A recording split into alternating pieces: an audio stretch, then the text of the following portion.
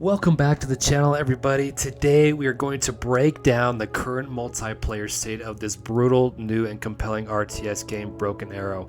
If you're not familiar with the game, I'll link a previous video that the other Swolmate did in the description below covering the basic concept of the game if you need to catch up. But today we're going to cover some of the pros, cons, and quick notes for future updates. If you don't mind, leave it a comment of the pros and cons you've experienced below. I'm curious to know what your thoughts are. Let's jump right into the cons list just to shake things up a little bit. One of the things that I have been frustrated with in these types of team scenarioed games is the lack of ability to communicate in-game on a voice channel with other players. I know they have a dedicated Discord server, and yes, you can type things out, which is helpful, but being able to verbally communicate real time as things are happening, for example, as my units are getting bombed out of a building, letting people know what's going on is frustrating not to be able to share that with them and let them react appropriately along with me to build some sort of team-oriented strategy together. One of the other frustrating things in this game that I've noticed as well is that there are no penalties for leaving a match early. You can just quit with no consequences. Teammates can just abandon you if they want, hanging you out to dry, which is aggravating in any team-reliant situation. For example, we've done a video on this before, showing a little video play of No More Room in Hell 2, which is another very team-oriented game. Being left out to dry, hanging out to the wolves is just a really frustrating thing to have to deal with. The last con we're going to talk about with this video is going to be the inevitable that we all have to deal with these days when it comes to multiplayer games. Yes, it's cheating.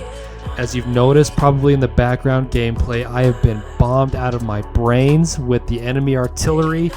Every single time I place a unit somewhere or have them stagnant for a moment, I am getting artillery out of my mind with perfect accuracy, no questions asked every time.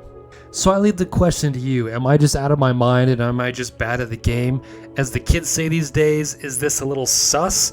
I just don't understand how he could have seen every one of my units at every given point and been able to laser them with artillery anytime he so chose to do. I think this is going to be a continual battle for the developers of the game, but they can continue to support anti-cheat systems, trying to create that real-time strategy experience that competitive players are looking for, while trying to extract as many cheaters as possible.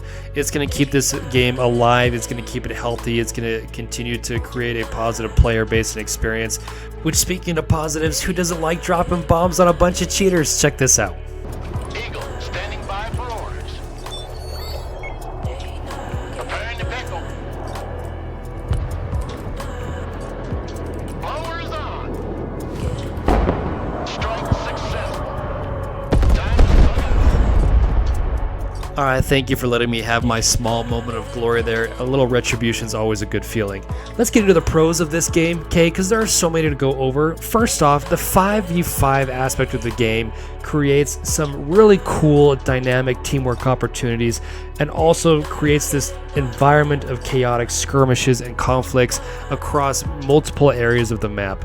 The battles don't seem to be focused on one area, things don't seem to get too bottlenecked because there's so many players trying to gain some ground and create opportunities and strategies for themselves and for their teammates. There's a lot of really cool things that you can do because it's a 5v5 type of game. Another pro in this game is the level of detail in individual units that is very compelling here. This Prowler, for example, shooting air-to-ground missiles targeting anti-air units on the opposing team is cool to see in almost a cinematic experience, which yes, any RTS player looks for in games like this. Another pro to this game obviously is the two dynamic factions that we currently have available, the Russians and the United States. Each country containing their unique different units and play styles.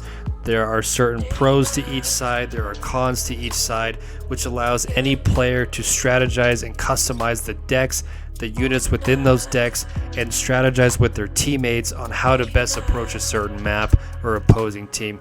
This inevitably creates unlimited opportunities to create different play styles and strategies, which means that no two games are going to be the same, and allows you to strategize and play with more friends and experience together what team compositions work best for you and the types of styles that you enjoy playing the most. If you want some more resources on the different types of factions, units, and playstyles and strategies available, go check out the Autistic Armchair General. Go check out Vulcan HT Gaming. These guys are pretty seasoned RTS gamers. They have a lot of resources on the different units and strategies that you can implement, which in a game like this and is all of its complexity, any type of information and help and support is greatly needed. I still really enjoy Broken Arrow, everybody. What I'd like to see, obviously, is leaver penalties applied for those leaving matches early. I'd like to see an integration of more units and factions in future updates, and have a separation of different gameplay styles for casual players and ranked players so people can play to their style. Hope you enjoyed the video, everyone. Leave a like and subscribe in memory of these poor tanks getting bombed out, and we'll catch you on the next one.